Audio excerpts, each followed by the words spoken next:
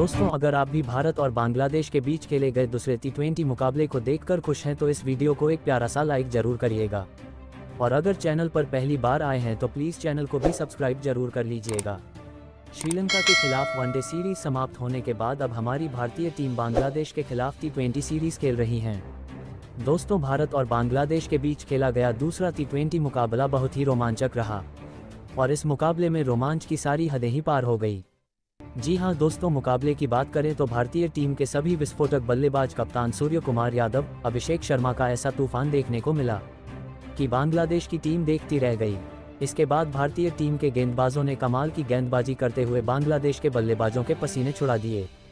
तो आज के वीडियो में हम आपको बताने जा रहे हैं भारत और बांग्लादेश के बीच खेले गए दूसरे T20 मुकाबले का रोमांच से भरा हुआ फुल हाईलाइट। तो प्लीज़ वीडियो को अंत तक जरूर देखिएगा। लेकिन उससे पहले हार्दिक पांड्या और सूर्य कुमार यादव में आप सबसे बेहतरीन कप्तान किसे मानते हो, अपनी कीमती राय हमें कमेंट करके जरूर बताइएगा। दोस्तों, आपको बता दें कि भारत और श्रीलंका के बीच खेली गई ODI सीरीज में भारतीय टीम को बुरी तरह श्रीलंका ने धूल चटाई थी, जो कि सभी भारतीय फैंस के लिए अच्छी खबर नहीं है। और अब भारत और बांग्लादेश के बीच 3 मैचों की T20 सीरीज का आगाज हो चुका है। इसमें एक बार फिर से भारतीय टीम ने सूर्य कुमार यादव की कप्तानी में अपना जौहर दिखाना शुरू कर दिया। दोस्तों, मुकाबले की बात करें तो भारत और बांग्लादेश के बीच दूसरा T20 मुकाबला आज बेंगलुरु के एम चिन्नास्वामी स्टेडियम में खेला गया, जहां पर आज स्टेडियम में सिक्का उछला जो भारतीय टीम के पक्ष में नहीं गिरा और बांग्लादेश के कप्तान नजमुल हुसैन संतो ने टॉस जीता और बांग्लादेश टीम के कप्तान नजमुल हुसैन शांतो ने पहले गेंदबाजी करने का फैसला किया और हमारी भारतीय टीम को पहले बल्लेबाजी करने के लिए कहा।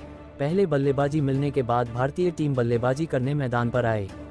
इसके बाद भारतीय पारी की शुरुआत करने आज भारतीय टीम की नई सलामी जोड़ी मैदान पर उतरी। अभिषेक शर्मा के साथ यशस्वी जायसवाल भारतीय पारी का आगाज करने आए और इस मुकाबले में अभिषेक शर्मा और जायसवाल पर अपनी टीम को एक बड़ी शुरुआत दिलाने की एक बड़ी जिम्मेदारी उनके कंधों पर थी और इन दोनों ने मैदान पर आते ही बहुत ही संभल कर बल्लेबाजी की और 1-1, 2-2 रन के साथ अपनी पारी को आगे बढ़ना शुरू किया। शुरुआत के ओवर में बांग्लादेश के गेंदबाजों ने बहुत ही जबरदस्त गेंदबाजी की और भारतीय बल्लेबाजों को रन बनाने का मौका नहीं दिया, लेकिन इसके बाद इन दोनों बल्लेबाज ने ज़्यादा समय नहीं बीतने दिया और धीरे धीरे अपना खौफनाक अंदाज दिखाना शुरू कर दिया, खास करके अभिषेक शर्मा ने, जहां पर अभिषेक शर्मा ने चौथे ही ओवर में पहली 2 गेंद पर 2 जबरदस्त चौके लगाए। उसके बाद ओवर की आखिरी 2 गेंद पर फिर से लगातार 2 छक्के जड़कर ओवर को समाप्त किया। उसके बाद जायसवाल भी कहां शांत रहने वाले थे और 5वें ओवर में छक्का जड़कर एक बार फिर से स्ट्राइक अभिषेक शर्मा के हाथों में दी। अब बांग्लादेश के गेंदबाजों पर दोनों तरफ से प्रहार शुरू हो चुका था।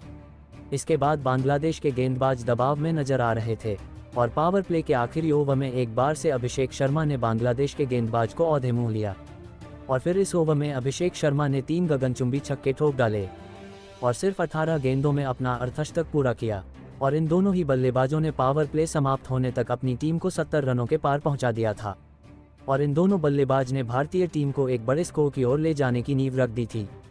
लेकिन 8वें ओवर में बांग्लादेश के गेंदबाज शाकिब अल हसन ने भारतीय टीम को पहला झटका दे दिया था। जी हां दोस्तों, साकिबुल हसन ने जायसवाल को आउट करके भारतीय टीम को एक बड़ा झटका दे डाला, जहां पर SC जायसवाल ने अपनी तूफानी पारी में 3 छक्कों के साथ 29 रनों की बेहतरीन पारी खेली थी। जिसके बाद बल्लेबाजी करने आए भारतीय टीम के उप कप्तान शुभमन गिल और शुभमन गिल ने आते ही बहुत ही जबरदस्त शॉट लगाने शुरू कर दिए। श्रीलंका के खिलाफ वनडे सीरीज में फ्लॉप होने के बाद गिल ने एक बार फिर से T20 सीरीज में जबरदस्त वापसी करते हुए भारतीय टीम को 9वें ओवर में 100 रनों के पार पहुंचा दिया था और आज शुभमन गिल का बल्ला एक बार फिर से आग उगल रहा था। लेकिन कुछ भी देर बाद भारतीय टीम को दूसरा झटका लगा, जो कि भारतीय उप कप्तान शुभमन गिल के रूप में लगा।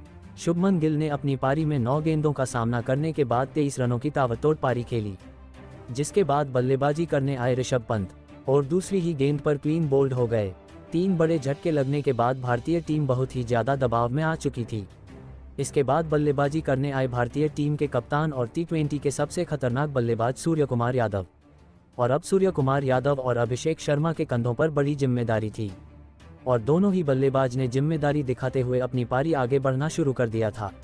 जिसके बाद 16वें ओवर में अभिषेक शर्मा का एक बार फिर से रौद्र रूप देखने को मिला और लगातार 3 छक्के जड़कर इस ओवर में 25 रन बना लिए थे। जिसके बाद अभिषेक शर्मा अपने शतक की ओर बहुत तेजी से बढ़ रहे थे, जहां 16 ओवर के बाद भारतीय टीम का स्कोर 160 के पार पहुंच गया था।